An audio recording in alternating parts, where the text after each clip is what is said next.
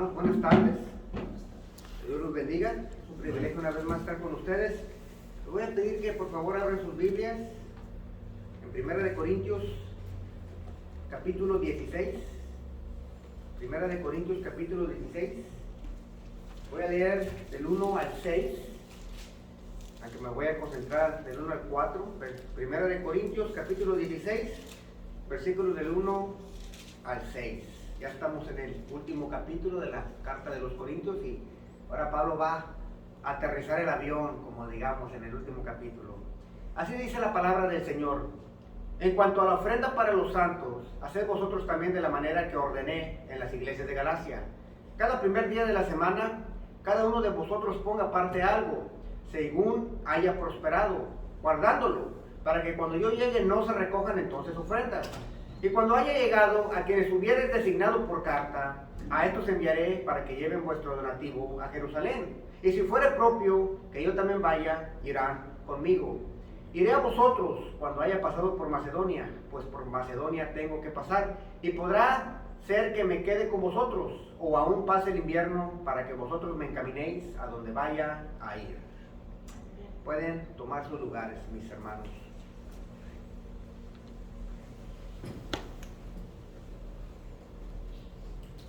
Hace un par de años salió un reportaje de 8 minutos en el noticiero en español acerca de la iglesia.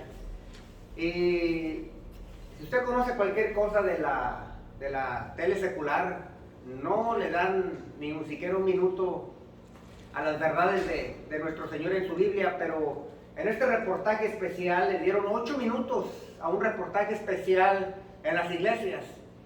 Y el reportaje especial le llamaron Los Magnates de Dios. Y este reportaje duró 8 minutos, donde estaban diciendo, se trataba con las iglesias evangélicas y el dinero.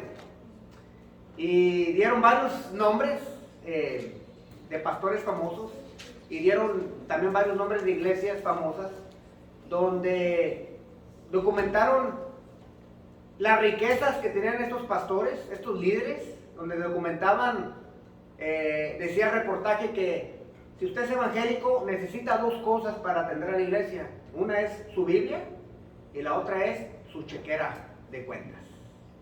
Y el reportaje se enfocó 8 minutos en lo que se ha hecho un negocio en la casa del Señor, y puso la lupa en varios líderes de Estados Unidos, varios líderes de Centroamérica, donde se reportaban los millones y millones de dólares que han obtenido por medio de las ofrendas. Y una persona profesional en psicología decía que este evangelio de la prosperidad que estos pastores predicaban, miraban la necesidad de las personas y predicaban acerca de esas necesidades, y que esas necesidades se iban a quitar, que ellos iban a proveer para esas necesidades, y por eso era muy popular estos predicadores. Pero se enfocó de que hay mucho abuso en la iglesia aún ahora acerca del dinero, y esos 8 minutos, que no le dan ni siquiera un minuto a la palabra del Señor, fue para sacar los abusos de la iglesia. Y déjame le digo, aunque fue un reporte secular, todo lo que dijeron ahí fue verdad. Fue verdad. Y con eso dicho, ¿qué ha resultado? Que ahora cuando un pastor tiene un carro nuevo, aunque sea de su trabajo secular, por los abusos, la palabra pastor y dinero se oye muy feo juntos. La palabra prosperidad es una palabra sucia. La palabra generosidad también se ha vuelto una palabra sucia en nuestros días. ¿Por qué? Por el abuso de muchos que están en la iglesia y que manipulan a las masas. Pero el día de hoy vamos a ver de que sí hay una generosidad bíblica, que nos dice Pablo, y sí hay una prosperidad bíblica que tenemos que separar de los abusos que se hacen todos los días en muchas iglesias el día de hoy. Y Pablo dice que les dice a los corintios que estén preparados con su ofrenda para la iglesia de Jerusalén. ¿Y por qué les dice esto? Les dice esto porque la iglesia de Jerusalén estaba teniendo problemas, estaba teniendo necesidades. No sabemos específicamente por qué estaban teniendo necesidades. Uno podría pensar de que porque fue la primera iglesia, y sí, fue la primera iglesia. La primera iglesia fue esos primeros convertidos en el día de Pentecostés.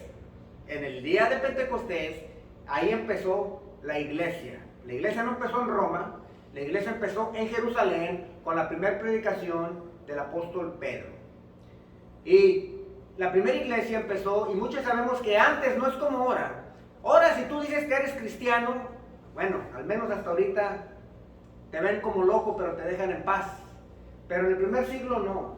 Cualquier judío que se bautizaba en el nombre de Cristo Jesús era rechazado por la sociedad. Ya no te daban trabajo, eras perseguido y ya no querían nada que ver contigo. Y esa es una de las razones por la cual la iglesia evangélica, la primera iglesia de Jerusalén, estaba necesitada. Y Pablo va a hacer un llamado a la iglesia de Corintios y un llamado a todas las iglesias de que debemos ser generosos con los hermanos y que debe haber una generosidad en la iglesia. Y por eso yo he titulado el mensaje de hoy, la generosidad en la iglesia. La generosidad en la iglesia. Y tenemos que ver de que hay una generosidad bíblica y no podemos andar pagando los platos rotos de los mercenarios que hay en el mundo evangélico hoy, porque hay una generosidad bíblica que tenemos que entender cuál es para poder ejercerla bíblicamente y para poder diferenciar de los mercenarios que manipulan a la gente y les están sacando mucho dinero.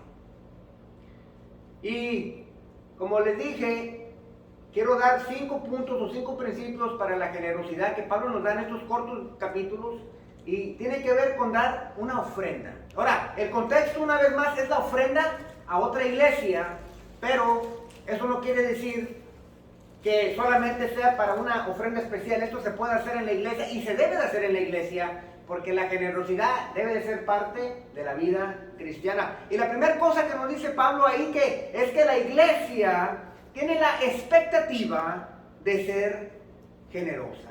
La iglesia tiene la expectativa de ser generosa. En otras palabras, Dios tiene la expectativa de que su iglesia sea generosa. Y lo dice ahí en el primer versículo del capítulo 16, dice, en cuanto a la ofrenda para los santos, haced vosotros también de la manera que ordené en las iglesias de Galacia. Esta es una orden que da Pablo a las demás iglesias, que se deben de ayudar entre ellas y que debe de haber una generosidad. Hay una expectativa de que estas iglesias tiene que salir una gratitud, una generosidad del creyente. Y todos los santos, hermanos, tenemos la expectativa de ofrendar. La expectativa de ser generosos con lo que el Señor nos ha dado. Esa es una expectativa que nos la da Pablo, pero el Señor es lo que espera de sus hijos. Así como yo espero que mis hijos hagan la tarea, así como yo espero que cuando yo les diga a mis hijos, limpien su cuarto, yo tengo la expectativa de que ese cuarto esté limpio, así nuestro Padre Celestial nos dice a nosotros que debemos ser generosos, y Él tiene la expectativa de que lo llevemos a cabo. Ahora, la pregunta no es si debemos de ofrendar, sino la pregunta es ¿cuánto, dónde y cuándo debo de ofrendar? Una vez más, la pregunta no es ¿debo de ofrendar? ¿Sí o no? No, esa no es la pregunta.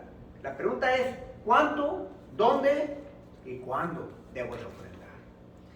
La palabra ofrenda quiere, otra palabra para la palabra ofrenda es contribución.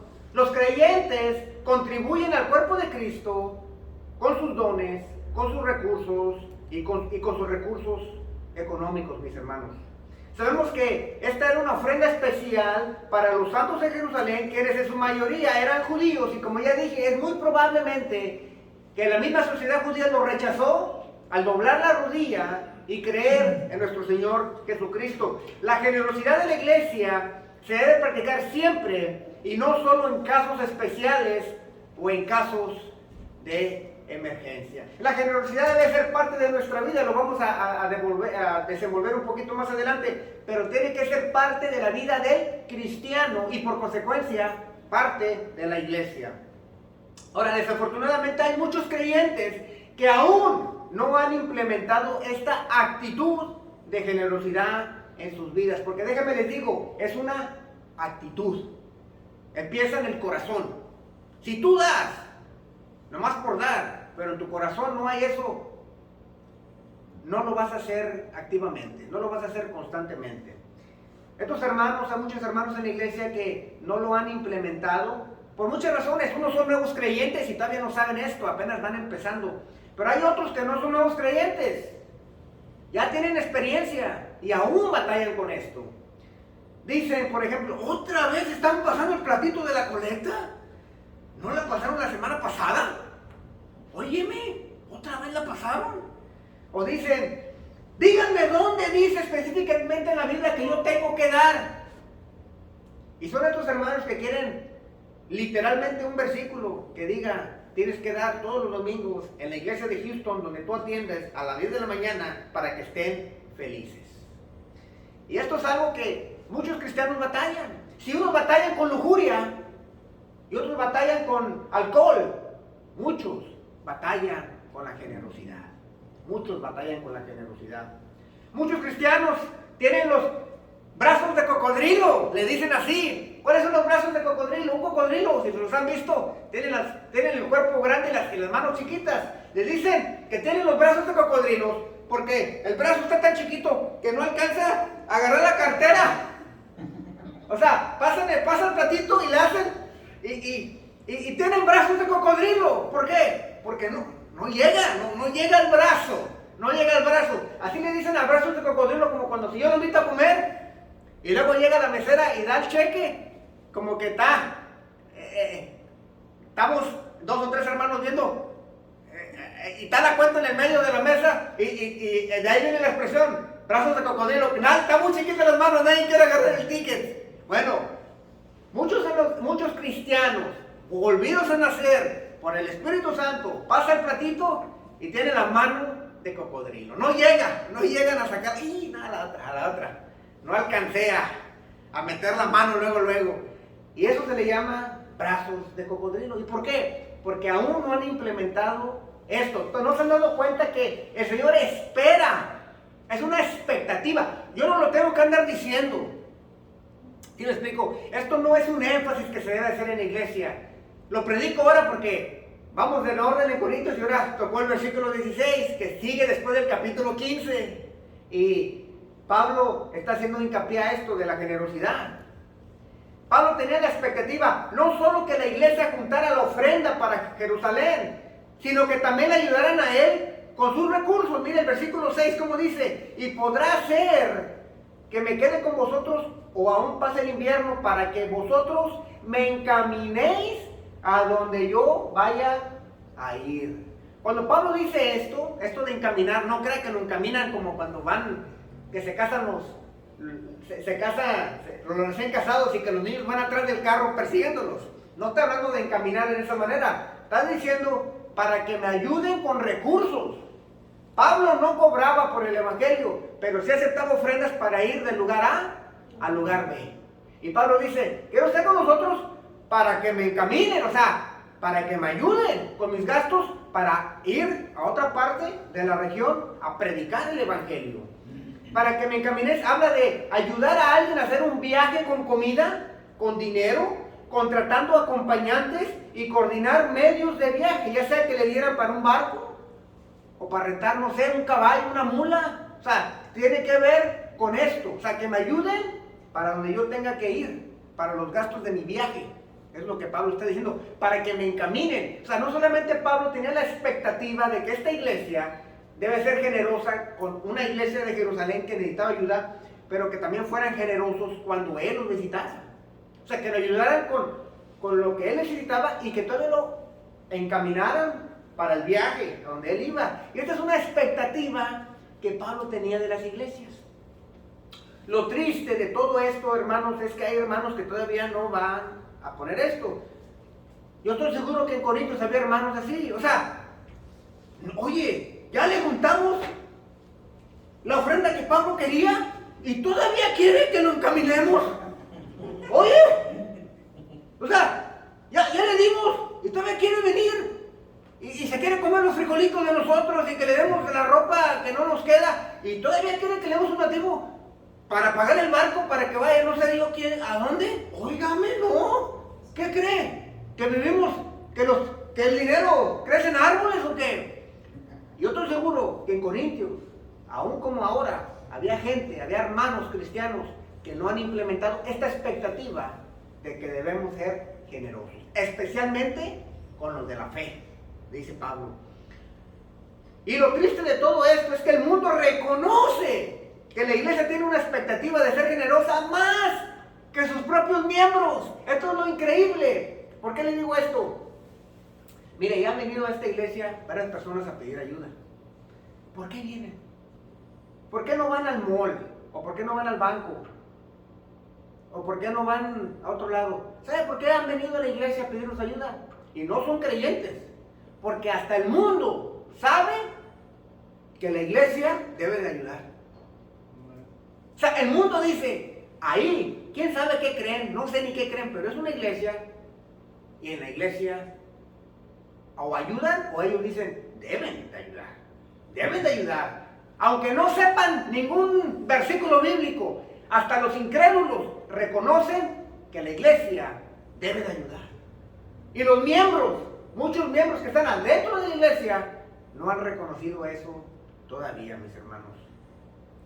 Mire, hace un par de meses vinimos a tener una junta aquí y vinimos un sábado y vinimos en ropa regular a tener una junta yo con los hermanos y aquí en la calle principal siempre se ponen a pedir dinero y déjame, les soy sincero, aquí está mi esposa de testigo, yo raro que tenga cash, como todo lo pago por internet, todo lo pago con la tarjeta, si tengo cash doy, pero no, ya casi no cargo cash, la verdad.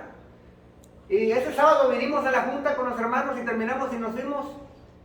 Y ahí en la parada estaba un señor que pide dinero y pasó. Y le bajé la ventana y le dije que no tenía, o sea, no tenía nada, la verdad, no tenía nada. Y uno, a veces que le da, si tiene cambio, algo, no tenía nada. Y no, disculpe, no tengo. Y ya salí. Vinimos el domingo a la iglesia. Y vámonos ahí y me tocó la misma parada con el mismo señor, pero la diferencia es que ahora yo iba vestido con corbata y todo. Entonces el señor pasó y me vio y fue y me pidió y le dije, no, pues no tengo, no, la verdad no tengo dinero. Y se enojó. Me dijo, ¿y you go to church? Me dijo en inglés. Me dijo, ¿you go to church? Y, o sea, hasta él me reclamó. ¿Por qué me reclamó el domingo y no me reclamó el sábado? Porque él vio mi vestimenta y dijo, va a la iglesia, porque es domingo. Y viene bien vestido. Y él esperaba que yo le diera, o sea, no se enojó conmigo el sábado cuando le dije que no. Porque pensó que yo era una persona regular. Pero él, al verme bien vestido el domingo, y siendo domingo, él dijo, va a la iglesia. Me tiene que ayudar. Y yo no tenía, le dije, discúlpame, no tengo, y se enojó. ¿Por qué les cuento esto? Porque el mundo tiene la expectativa de que la iglesia ayude. Y los propios miembros todavía no les cae el 20. Que esta no es un mandato del pastor, no es un mandato de nadie, es un mandato de Dios. En ese sentido. Y nosotros tenemos que tener en mente, hermanos, que en la iglesia el Señor espera que sus hijos sean generosos. Amén. La iglesia, una vez más, tiene la expectativa de ser generosa y por consecuencia, los santos estamos llamados a ser generosos con el dinero que Dios nos ha provisto. Y este es mi segundo punto. La generosidad en la iglesia debe ser constante. La generosidad en la iglesia, dice Pablo, que tiene que ser constante. Está ahí, el versículo dice, cada primer día de la semana, cada uno de vosotros ponga aparte algo. El primer punto contesta la pregunta, ¿debemos ofrendar, sí o no? Pues sí, la expectativa es que sí. Este segundo punto es, ¿cada cuándo debo de ofrendar? En realidad lo que está contestando. El creyente debe ejercer una actitud de generosidad en su diario vivir, No debemos ejercer generosidad espontáneamente o solo en días festivos. Ahora es el día de la Virgencita. Ahora tenemos que ir a ponerle algo ahí a sus pies. No. Es Christmas y me siento I have the jolly Christmas. El día de hoy vamos a ofrendar. No puede ser algo por sentimiento o espontáneo. Tiene que ser algo constante. Aún cuando no sea día festivo, mis hermanos. Aún cuando no sea día festivo. La generosidad la debemos empezar a ejercer hasta que se vuelva un hábito en nuestra vida. Déjenme lo repito una vez más. La generosidad la debemos empezar a ejercer hasta que se vuelva un hábito en nuestra vida. Pablo pide que se recolecte esta ofrenda cada primer día de la semana y hay dos razones por esto. La primera es porque era cuando los cristianos se reunían. Dice, cuando se reúnan, colecten la ofrenda. Esta ofrenda era voluntaria, y voy a hablar de esto más al rato, pero esta ofrenda se colectaba cuando se reunían ellos, cada primer día de la semana. En el griego dice Shabbat, el Shabbatón o el Shabbat 1, porque ellos contaban Shabbat 1, Shabbat 2, Shabbat 3, Shabbat 4, Shabbat 5, Shabbat 6, y el séptimo día nomás era Shabbat, era el séptimo. Ellos dicen que se reunían el primer Shabbat de la semana, o sea, después del día de reposo, y se reunían. Y los corintios se reunían y dicen que ahí es cuando deben de recolectar la ofrenda. O sea, que era semanal. Y también lo dice semanalmente porque en los tiempos de Pablo, muchos de los oficios se les pagaba diariamente. O sea, no se les pagaba hasta que se terminara la semana. A muchos se les pagaba por día. ¿Ok?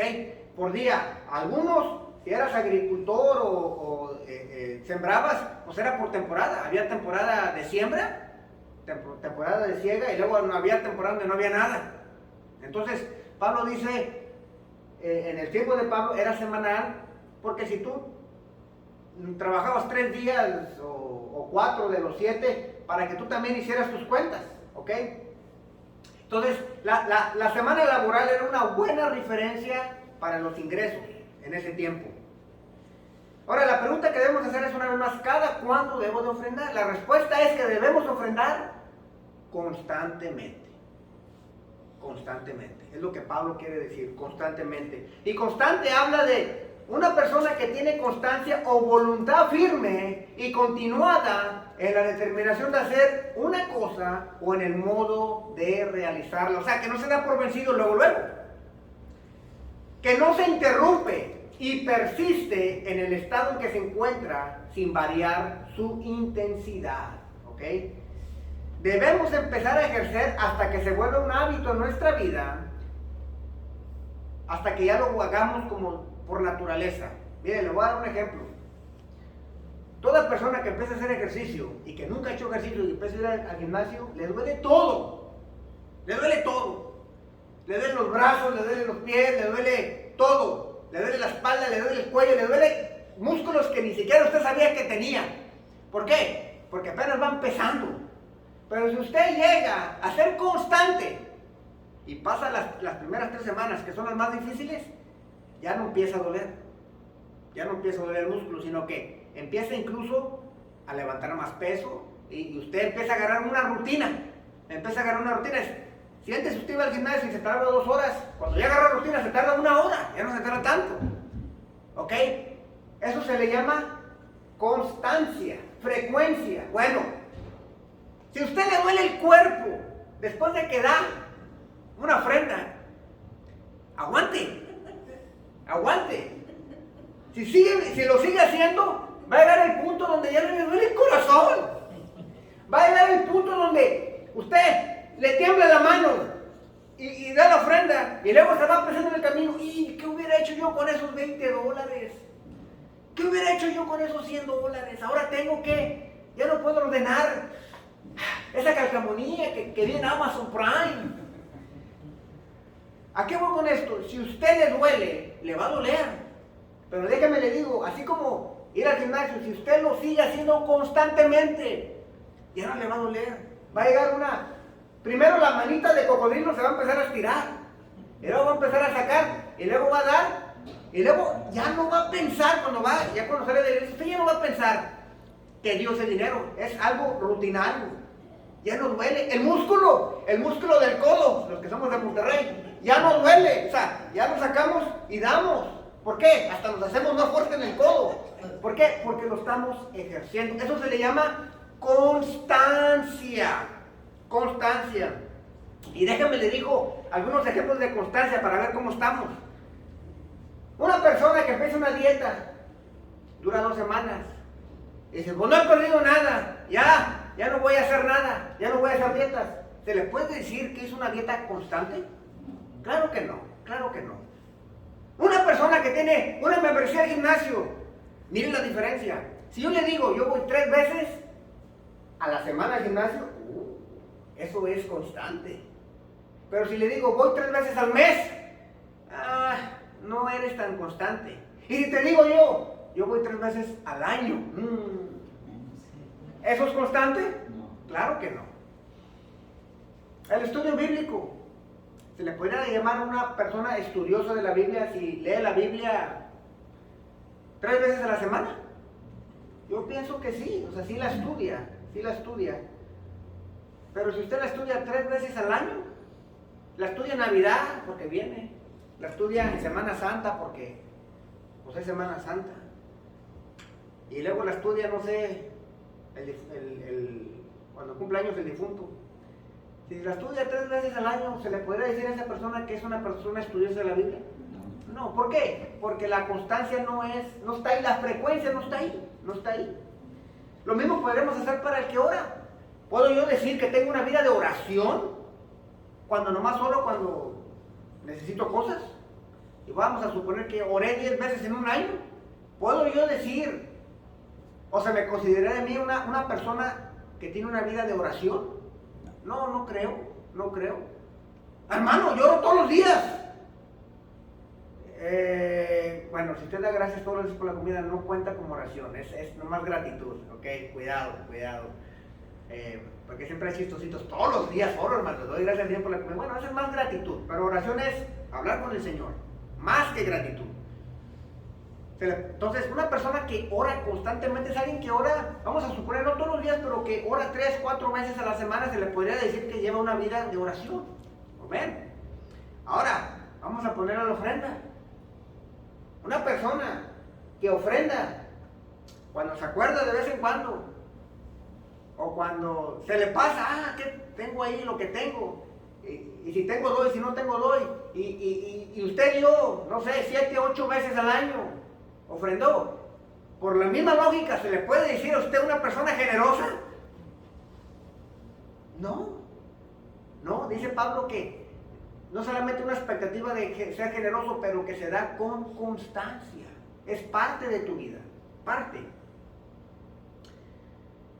Muchas personas ofrendan cada semana, porque muchas personas todavía se les paga semanalmente, dan algo de esa porción.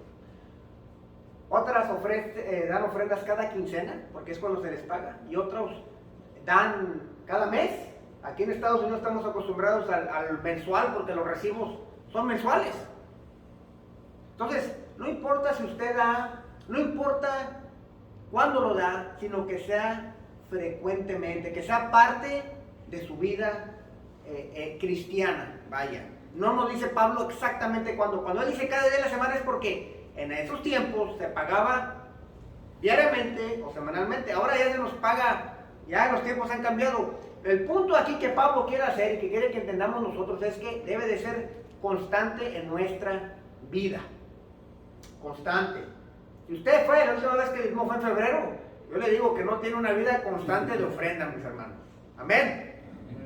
La actitud correcta, hermanos, es de ser generosos con regularidad y constancia de lo que Dios nos ha proveído. Pero no solo eso, la iglesia debe ser generosa de lo que posee. Ese es mi tercer punto. La iglesia debe ser generosa de lo que posee. Y esto es importante. Cada primer día de la semana, cada uno de vosotros ponga algo aparte según haya prosperado. Esto es importante. Esto es muy importante. Y aquí vamos a contestar la pregunta, ¿cuánto? ¿Cuánto doy, hermano? Vamos a ver.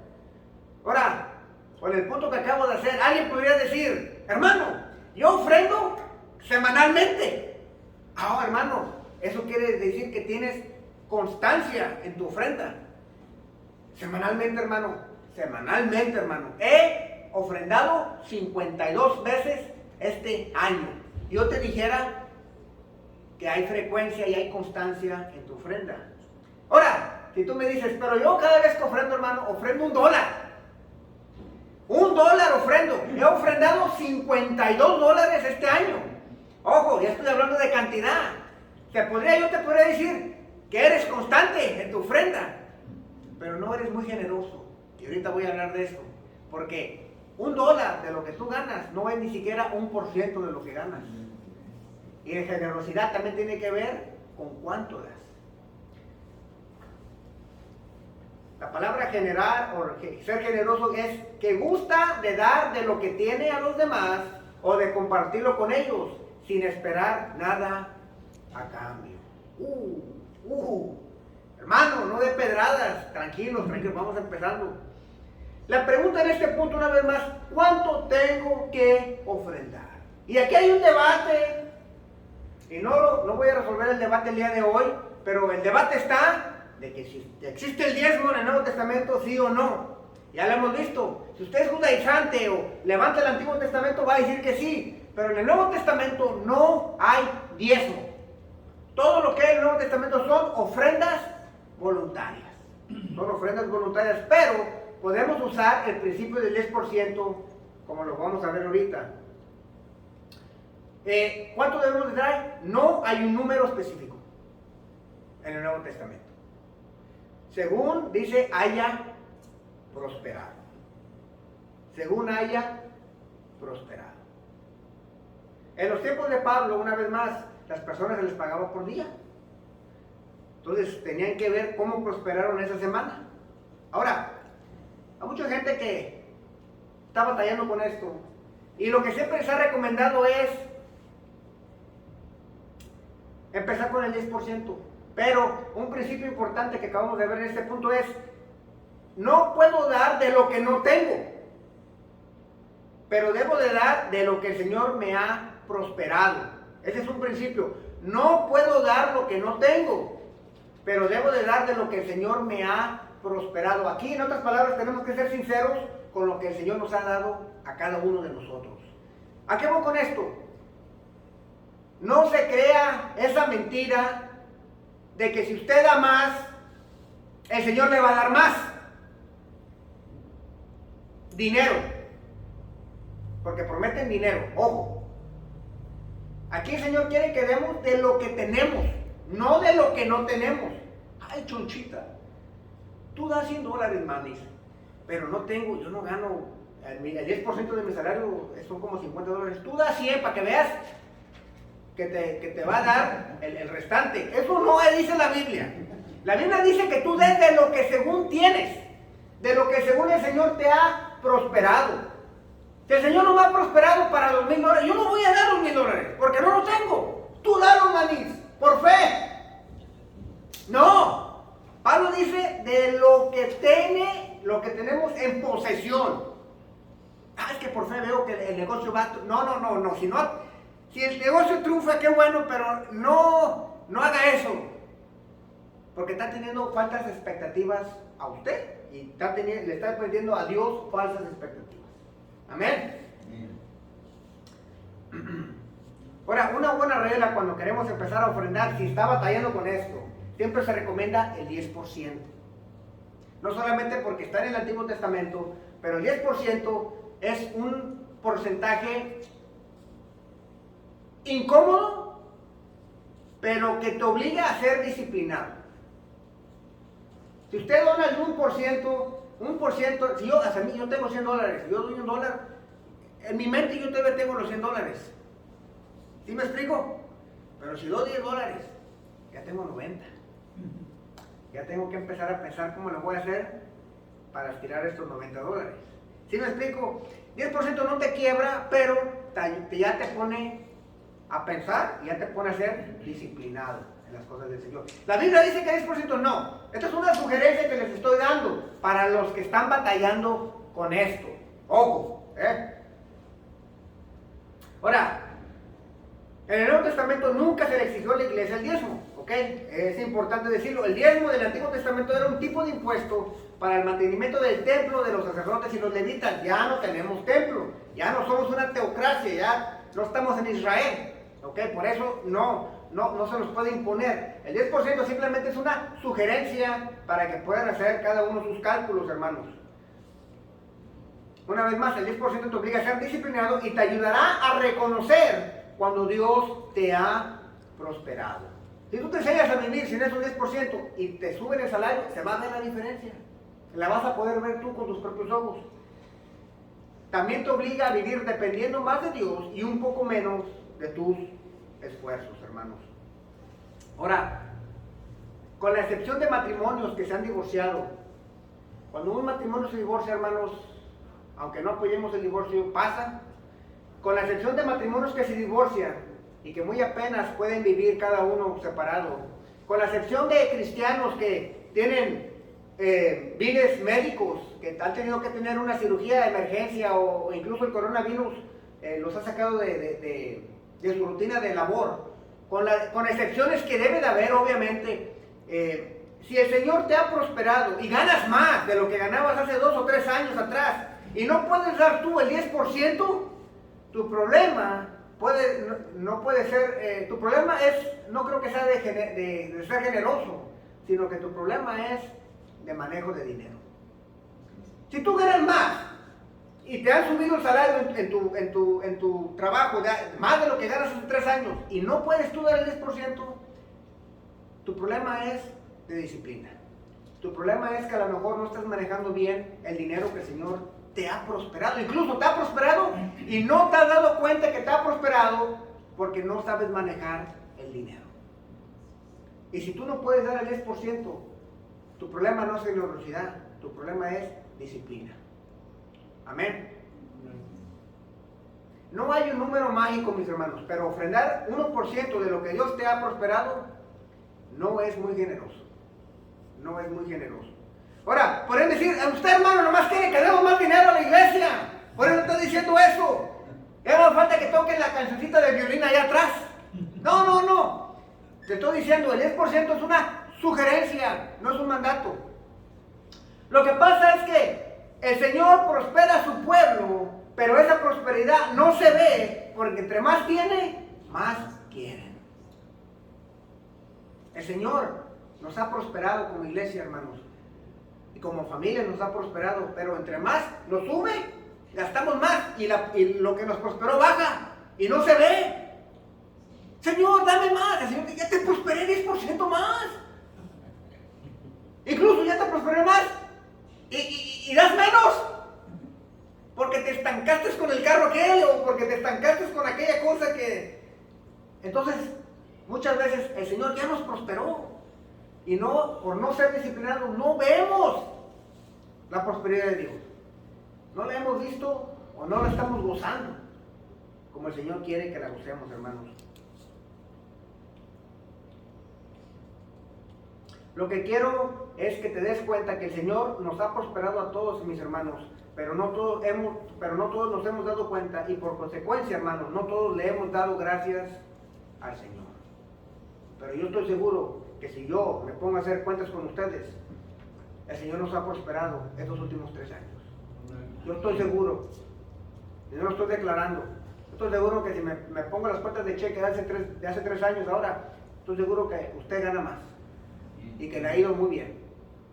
Esa es prosperidad bíblica, mis hermanos. Algo que el Señor nos da. Amén.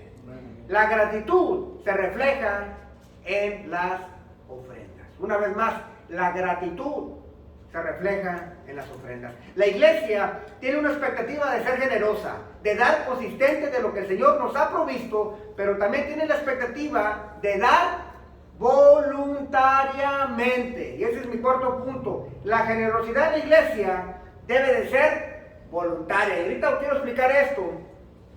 Pues ¿cómo va a ser voluntaria? Si es una orden. Sí. Todos los mandamientos del Señor los tenemos que cumplir voluntariamente. Es lo que quiero decir. Dice ahí Pablo en el mismo versículo ya, cada primer día de la semana, cada uno de vosotros ponga parte según haya prosperado, guardándolo, para que cuando yo llegue no se recojan entonces ofrendas. Esto es importante lo que dice Pablo aquí. Dios espera que la obediencia sea voluntaria. El mandamiento está ahí, pero Él espera que la obediencia salga de nuestro corazón, que sea voluntaria. Dice, guardándolo para que cuando yo llegue no se recojan entonces ofrendas. ¿Por qué dice Pablo esto? Eso es importante. Pablo tiene en mente planeación, pero también tiene en mente presión o manipulación. ¿Ok? Pablo tiene en mente planeación. Eso quiere decir que usted dice, yo gano esto. Señor, la verdad, tú me has bendecido. Yo, por mi agradecimiento a ti, yo te quiero dar esto. Esto es algo personal. Personal. Pero dice Pablo que se recoja esto antes de que yo llegue. Porque Pablo no quiere manipulación. Pablo no quiere que cuando él llegue a los Corintios se levante la ofrenda. ¿Por qué? No quiere presionar a los hermanos. Puede haber hermanos que no tengan ese día por una mala semana laboral, pero por presión den lo único que tienen. Imagínense. Hermanos, ¿cómo están? Llegó Pablo. Hermanos, los hermanos de Jerusalén necesitan ayuda. Pido una colecta en el nombre del Señor. Y a ti, esta semana te fue como la patada. Hay presión. Y luego el hermano ese que no quieres, que gana mejor que tú, está al lado de ti, y él saca la bolsa y da un puñetazo ahí de dinero. Y tú, vieja, saca el montón. No, pero es todo lo que tenemos, tú sácalo. Porque este no me va a ganar hoy. Pablo no quiere que haga presión, por eso dice que se vaya recolectando semanalmente. Y si tú tienes una semana mala y no puedes dar, no des. Pero Pablo no quiere ponerle presión a los hermanos cuando llegue. Oh, llegó Pablo, el apóstol, el que ve a Jesucristo. No, pues hay que darle. No tenemos, viejo, tú, a ver cómo lo hacemos. No quiere manipular. A lo mejor hay un hermano que no tiene que dar, pero se siente presionado a dar. No quiere que haya divisiones de los corintios ricos con los pobres. Recuerden que ya había división con los corintios, los pobres y los ricos. Si Pablo va y dice, vengo a levantar ofrenda, y los ricos, y pasan acá con los pobres y nomás ponen una monedita, ¡ting!, se van a dar cuenta. Y Pablo no quiere eso. Dice, ustedes entre ustedes recolecten eso y guárdenlo. Pónganlo aparte. Cuando yo llegue, yo la recojo aparte. Pablo no quiere presión y no quiere manipulación. Esto es importante reconocerlo, mis hermanos. Nadie en la iglesia debe exigir diezmos y ofrendas. Nadie. Hablando de este mismo tema, acompáñenme a 2 de Corintios 9. Del 1 al 5, Pablo vuelve a hablar de esta misma ofrenda porque todavía no la recoge en 2 de Corintios. Miren lo que dice. 2 de Corintios, capítulo 9, del 1 al 5.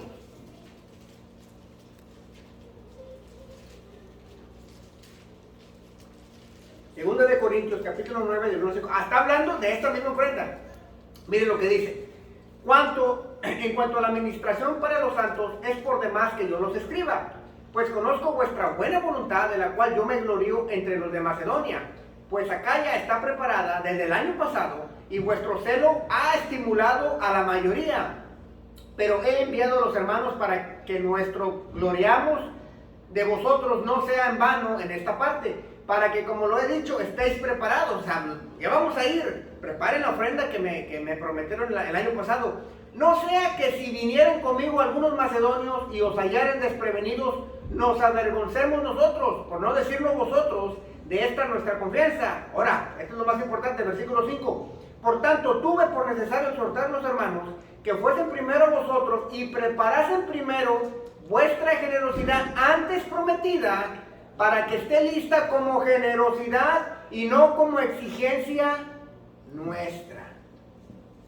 La segunda todavía no va, en la segunda carta todavía no va. Aquella ofrenda que hablamos, prepárenla porque voy a llevar a hermanos de Macedonia y no quiero que no estén listos. Prepárenla.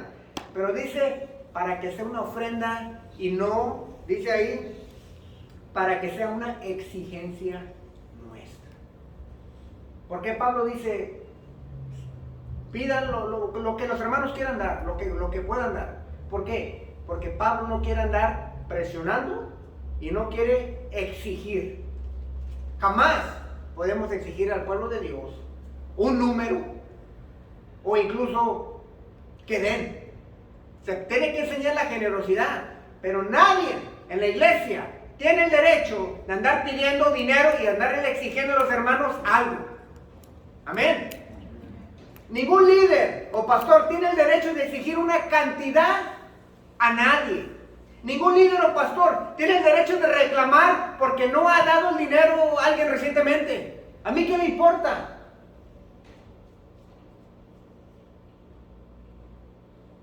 Cuidado con los mercenarios que quieren manipular a las ovejas. Y lo digo porque manipulan millones de dólares en las iglesias, porque la gente, yo no sé, o no lee la Biblia, o yo no sé. Frases como, pacta con el Señor, para que vea que el Señor va a responder. Mire, váyase de ahí, levántese y váyase de esa iglesia. Frases como, si usted da X dinero, si usted no da X dinero, le está robando al Señor.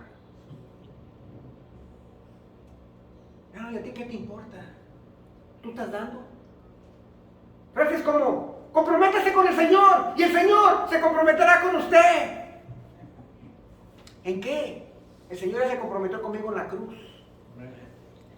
Frases como, prueben al Señor y Él abrirá las ventanas del cielo.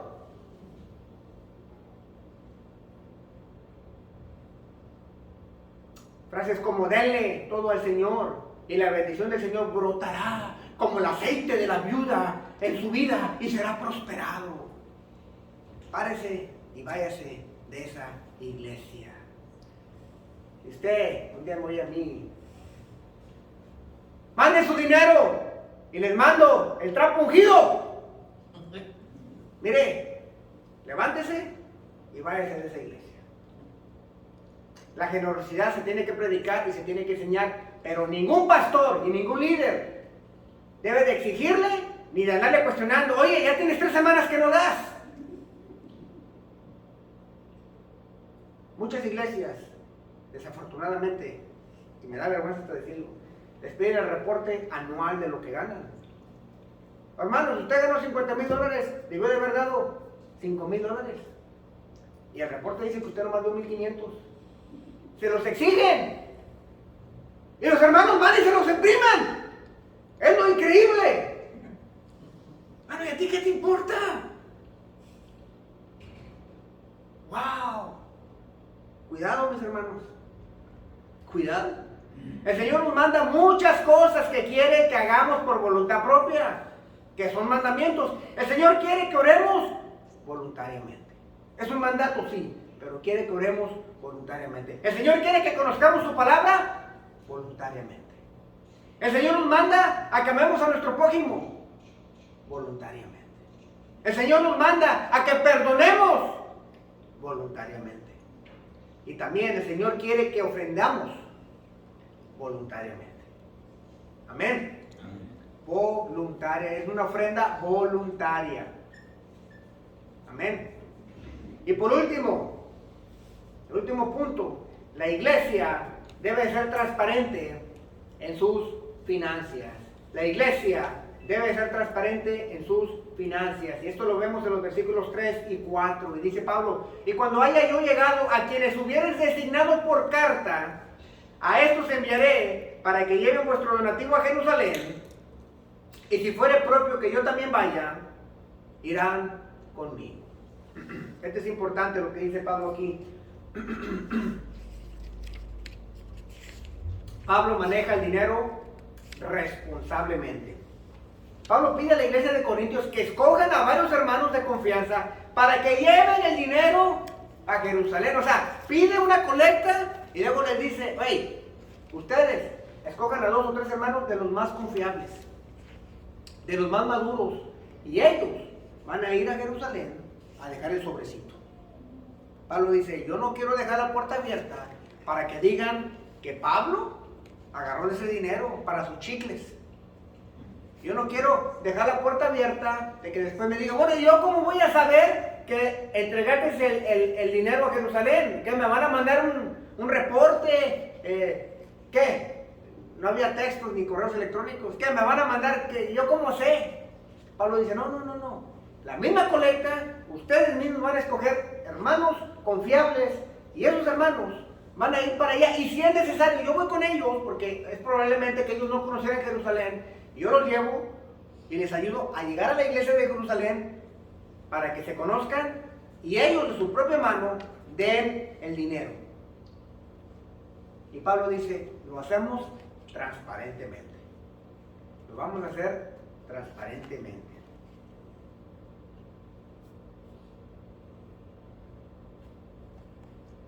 Esto es importante porque Pablo, incluso el viaje, si se hacía en invierno era peligroso, por eso no iban en invierno, pero Pablo prefiere que los hermanos se tomen la molestia de viajar a que se abra la puerta a cosas como estas.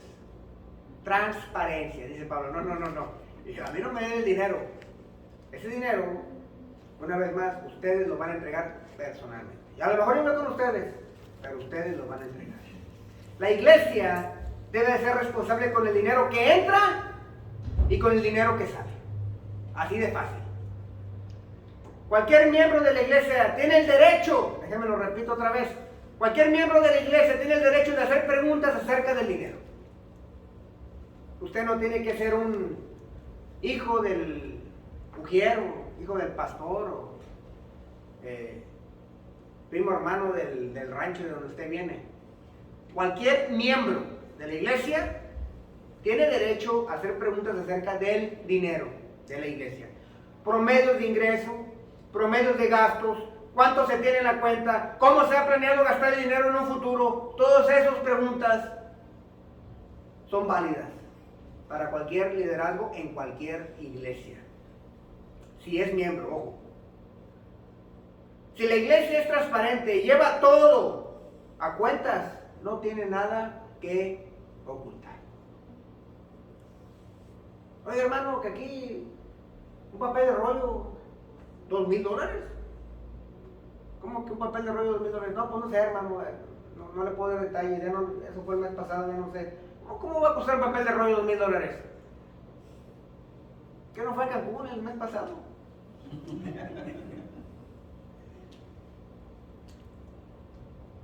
Si los miembros de la iglesia desconfían de cómo se está utilizando el dinero, es muy probable que también desconfíen de las enseñanzas que se les están dando. Y por consecuencia no hay un crecimiento espiritual, mis hermanos. Y por consecuencia no hay unidad. Y por consecuencia, aunque las cosas, aún las cosas que se están haciendo bien, se van a ver con sospecha. Pablo no quiere que haya sospecha de él. Y por eso dice, no, mis chulos, ustedes van a ir a entregar ese dinero. Yo no voy a entregarlo. Ustedes lo van a entregar, porque luego no quiero que digan que Pablo anda ya por Asia Menor, en los mejores hoteles, y se anda comprando la mejor Biblia o las mejores escrituras del Antiguo Testamento. Ustedes, mis chulos, van a ir y ustedes lo van a dar en su propia mano. Cualquier pregunta, hermanos, que tengamos, nosotros siempre hemos sido transparentes del dinero. Ya nuestra tesorera, la hermana Rocío, la testiga que también está ahí, Ana Cari, okay. Si un día ya no las vemos aquí, las vemos en Cancún, sin permiso de sus esposos, bueno, eso ya es otra cosa, pero si se van hay que proveer cómo pagaron de ahí. Todo se hace transparentemente, mis hermanos, y no tenemos nada que esconder. Los reportes se pueden imprimir y se dan. Amén. Eso es cosas que el Pablo nos enseña en estos 4 versículos que nos da. Amén.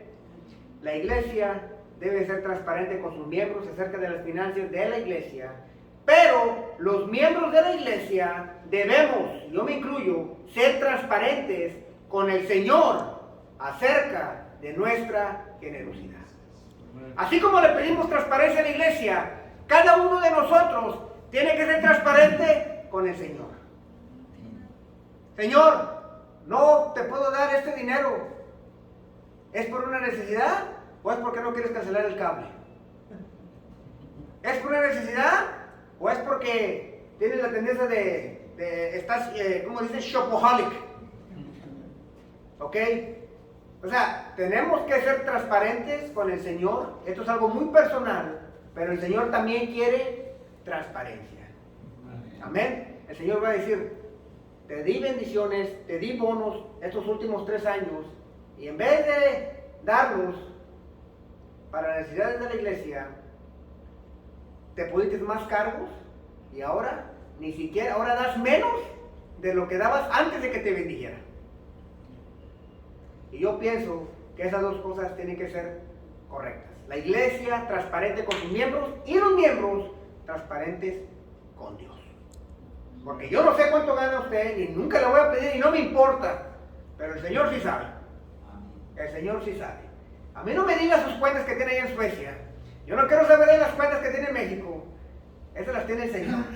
Amén.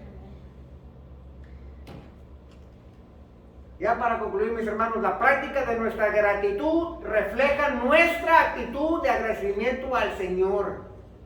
Refleja una actitud que nuestro dinero es del Señor porque Él lo provino. Y nosotros lo debemos administrar de una manera que honra y gloria a Dios. El Señor espera que sus hijos sean generosos y que practiquen la generosidad de una forma constante y que practiquen la generosidad de lo que Él ha provisto, no de lo que no tienen, de lo que tienen. Que lo practiquemos voluntariamente de corazón y que seamos transparentes en la iglesia y que seamos transparentes con Él. Yo no tengo autoridad de pedirle cuentas a usted, pero el Señor le va a pedir cuentas a cada uno de nosotros. Amén. Vamos a orar, mis hermanos.